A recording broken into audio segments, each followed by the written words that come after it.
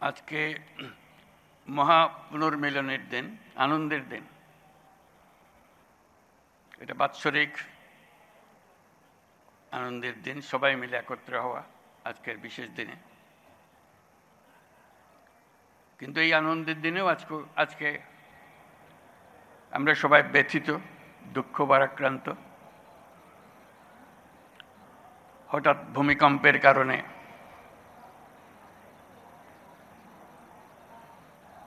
কয়েকজন ইন্তেকাল করেছেন, তার জন্য আমরা শোক পালন করলাম নীরবতার মাধ্যমে। কিন্তু আরো বহু আছে যারা ক্ষতিগ্রস্ত হয়েছে, আহত হয়েছে, সম্পদের ক্ষতি হয়েছে, আর্থিক ক্ষতি হয়েছে। তাদের প্রতি আমরা সমবেদনা জানাচ্ছি আজকে। আশা করি তারা আবার নতুনভাবে তাদের জীবন শুরু করতে পারবেন। আজকে এই আনন্দের দিনে আমরা কদ্দূর আসলাম, কি করছি, সেটা সবাই মিলে আলাপ করব।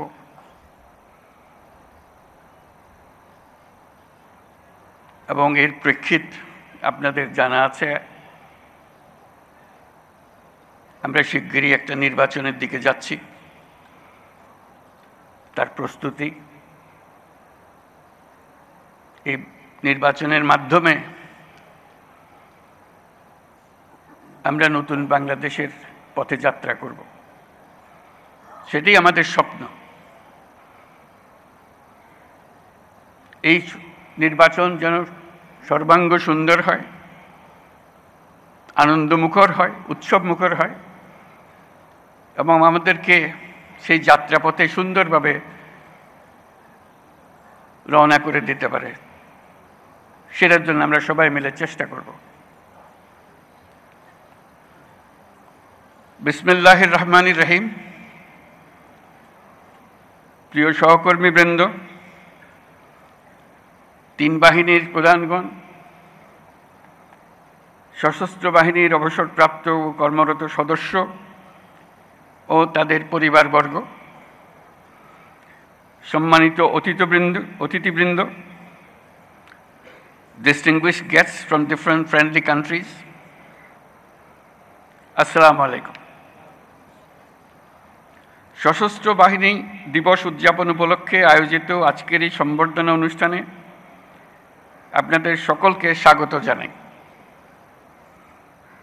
আজকের এই বিশেষ দিনে আমি সশ্রদ্ধ চিত্তে স্মরণ করছি মহান মুক্তিযুদ্ধের সকল শহীদ, যুদ্ধাহত এবং অন্যান্য সকল বীর মুক্তিযোদ্ধাদের, যাদের আত্মত্যাগের বিনিময়ে অর্জিত হয়েছে আমাদের স্বাধীনতা।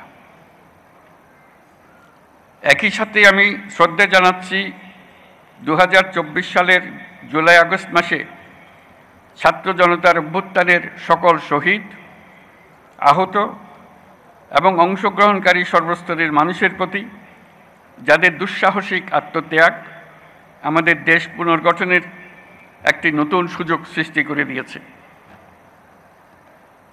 বাংলাদেশ সশস্ত্র বাহিনীর জন্ম 1971 সালে রণক্ষেত্রে। 71 সালের 25শে মার্চ হানাদার বাহিনীর নৃশংস আক্রমণের পরপরই 27শে মার্চ চট্টগ্রামের কালুরঘাট বেতার কেন্দ্র থেকে তৎকালীন মেজর এবং পরবর্তীতে রাষ্ট্রপতি জিয়াউর রহমান বাংলাদেশের স্বাধীনতা ঘোষণা করেছিলেন। এরই ধারাবাহিকতায় 21শে নভেম্বর সেনাবাহিনীর সাথে নৌ ও বিমান বাহিনী সম্মিলিতভাবে পাকিস্তানি বাহিনীর বিরুদ্ধে লড়াই শুরু করে। এই কারণেই 21শে নভেম্বরকে মুক্তিযুদ্ধের একটি মাইল ফলক হিসেবে গৌরবের সাথে পালন করা হয়। আজকে সেই 21শে নভেম্বর। আমরা যদি বিজয় অর্জন না করতাম, তাহলে মুক্তিযুদ্ধের বীর সেনাদের মৃত্যুদণ্ড ছিল অনিবার্য। অসহনীয় হয়ে যেত তাদের পরিবারের সকল সদস্যের জীবন। মুক্তিকামী সেনা, নৌ ও বিমান বাহিনীর অকুতভয় বীর সেনানীরা জীবনের পরোয়া না করে, পরিবারের ভবিষ্যতের কথা চিন্তা না করে এদেশের স্বাধীনতা যুদ্ধে ঝাঁপিয়ে পড়েছিল। তারাই এদেশের আপামর জনসাধারণকে সাহস জুগিয়েছেন। মানুষের সঙ্গে কাঁধে কাঁধ মিলিয়ে জল, স্থল ও আকাশপথে সম্মিলিতভাবে প্রতিরোধ গড়ে তুলে দেশমাতৃকাকে পরাধীনতার শৃঙ্খল থেকে মুক্ত করে এনেছেন। মুক্তিযুদ্ধকে বেগবান এবং সুসংগঠিত করার লক্ষ্যে তখন বাংলাদেশ ফোর্সেস গঠন করা হয়েছিল, যার অধীনে 11টি সেক্টরে বিভিন্ন দেশের বিভিন্ন অংশ থেকে আসা মুক্তিযোদ্ধাদের সামরিক প্রশিক্ষণের পাশাপাশি গেরিলা প্রশিক্ষণ দেওয়া হয়। এরই চূড়ান্ত রূপ আমরা দেখি 71 সালের 21শে নভেম্বর সেনাবাহিনী, নৌবাহিনী ও বিমান বাহিনীর সম্মিলিত অভিযানে। পাকিস্তানি সৈন্যদের বিরুদ্ধে এই যৌথ অভিযানেই 1971 সালের 16ই ডিসেম্বর বাংলাদেশের স্বাধীনতা সংগ্রামের চূড়ান্ত বিজয় এনে দিয়েছিল। 71-এর মুক্তিযুদ্ধে আমাদের সশস্ত্র বাহিনীর অবদান বাংলাদেশের ইতিহাসে স্বর্ণাক্ষরে লেখা থাকবে। সশস্ত্র বাহিনীর প্রিয় সদস্যবৃন্দ, দেশের স্বাধীনতা সার্বভৌমত্ব রক্ষার পাশাপাশি দেশ গঠন ও জাতীয় দুর্যোগ মোকাবেলায় আপনারা সর্বদাই জনগণের পাশে থেকে কাজ করে যাচ্ছেন। 2024-এর ছাত্র জনতার অভ্যুত্থান ও চলমান দেশ পুনর্গঠন ও সংস্কারের কাজেও সশস্ত্র বাহিনী বরাবরের মতোই মানুষের পাশে দাঁড়িয়ে অব্যাহতভাবে দেশের মানুষের আস্থার প্রতিদান দিয়ে যাচ্ছে। আমি বিশ্বাস করি, গণতান্ত্রিক ও নিয়মতান্ত্রিক নেতৃত্বের প্রতি অনুগত বাংলাদেশ সশস্ত্র বাহিনী তাদের পেশাগত দক্ষতা ও দেশপ্রেমের সমন্বয়ে দেশের জন্য ত্যাগ ও তৎপরতার এই ধারাবাহিকতা অক্ষুণ্ণ রাখবে। বাংলাদেশের গণতান্ত্রিক উত্তরণে আসন্ন নির্বাচন একটি গুরুত্বপূর্ণ অধ্যায় হিসেবে বিবেচিত হবে। আমার সুদৃঢ় বিশ্বাস, এটি নির্বিঘ্ন ও উৎসবমুখর নির্বাচন হবে। এর আয়োজনে সশস্ত্র বাহিনীর সদস্যগণ দক্ষতা ও পেশাদারিত্বের সাথে এই মহান দায়িত্ব পালন করবে।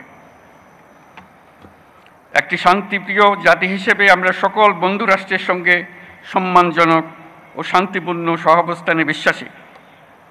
তথাপি যে কোনো আগ্রাসী বহিঃশত্রুর আক্রমণ থেকে দেশের সার্বভৌমত্ব রক্ষার জন্য আমাদেরকে সদা প্রস্তুত ও সংকল্পবদ্ধভাবে থাকতে হবে।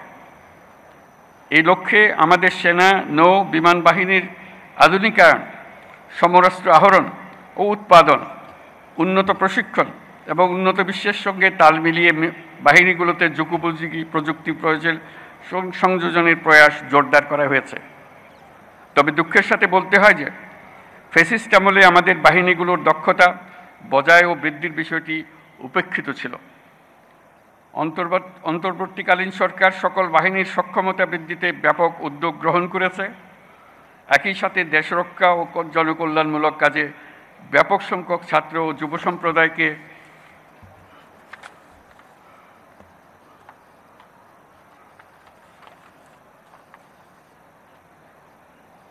সম্পৃক্ত করার উদ্দেশ্যে বিএনসিসির কার্যক্রম বহুগুণ বৃদ্ধির নীতিগত সিদ্ধান্ত নেওয়া হয়েছে। আমাদের এসব পদক্ষেপ দেশের প্রতিরক্ষা সক্ষমতাকে একটি নতুন পর্যায়ে উন্নীত করেছে। অভ্যাগত অতিথিবৃন্দ, বিগত 37 বছরে জাতিসংঘে আমাদের শান্তিরক্ষীরা সফলতার সঙ্গে 43টি দেশে 63টি মিশন সম্পন্ন করেছে। বর্তমানেও বিশ্বের বিভিন্ন প্রান্তে 10টি মিশনে আমাদের শান্তিরক্ষীরা নিয়োজিত আছেন। বাংলাদেশ বর্তমানে অন্যতম বৃহৎ নারী শান্তিরক্ষী প্রেরণকারী দেশ হিসেবেও বিশ্বে পরিচিতি লাভ করেছে। এছাড়াও সম্প্রতি কাতার ও বাংলাদেশ সশস্ত্র বাহিনীর মধ্যে প্রেষণে জনবল নিয়োগের একটি চুক্তি স্বাক্ষরিত হয়েছে, যা বিশ্ব শান্তি ও নিরাপত্তার বৈশ্বিক প্রচেষ্টায় একটি দায়িত্বশীল ও নির্ভরযোগ্য নাম হিসেবে বাংলাদেশের জন্য একটি গৌরবময় স্বীকৃতি। এজন্য আমি সশস্ত্র বাহিনীর সদস্যদের আন্তরিক ধন্যবাদ জানাই। বাংলাদেশি শান্তিরক্ষীগণ যাতে বিশ্বের চ্যালেঞ্জিং এবং বিপজ্জনক অঞ্চলসমূহে সৃষ্ট পরিস্থিতি মোকাবেলা করতে পারে, সেজন্য তাদের সময়োপযোগী প্রশিক্ষণ দিয়ে প্রয়োজনীয় সরঞ্জাম সরবরাহের প্রচেষ্টা অব্যাহত রাখতে হবে। প্রিয় অতিথিবৃন্দ, অগ্রহায়ণের এই বিকেলে উৎসবমুখর পরিবেশে আপনাদের সাথে দেখা হওয়ায় আমি অত্যন্ত আনন্দিত। আপনাদের উপস্থিতি আজকের এই মহতী অনুষ্ঠানকে প্রাণবন্ত ও মহিমান্বিত করেছে। এই জন্য সশস্ত্র বাহিনীর পক্ষ থেকে আপনাদেরকে সকলকে জানাই আন্তরিক ধন্যবাদ। আমি সশস্ত্র বাহিনীর সকল সদস্য ও তাদের পরিবারবর্গের সুখ, শান্তি ও কল্যাণ কামনা করছি। আমরা সবাই যেন দেশের উন্নয়ন ও অগ্রযাত্রায় ঐক্যবদ্ধভাবে কাজ করে যেতে পারি, সে আশাবাদ ব্যক্ত করছি। Now I take the privilege to thank the excellencies and distinguished guests from our friendly countries for joining us to celebrate our Armed Forces Day. On this occasion, we gratefully recall the contribution of the people of our friendly nations during our War of Liberation.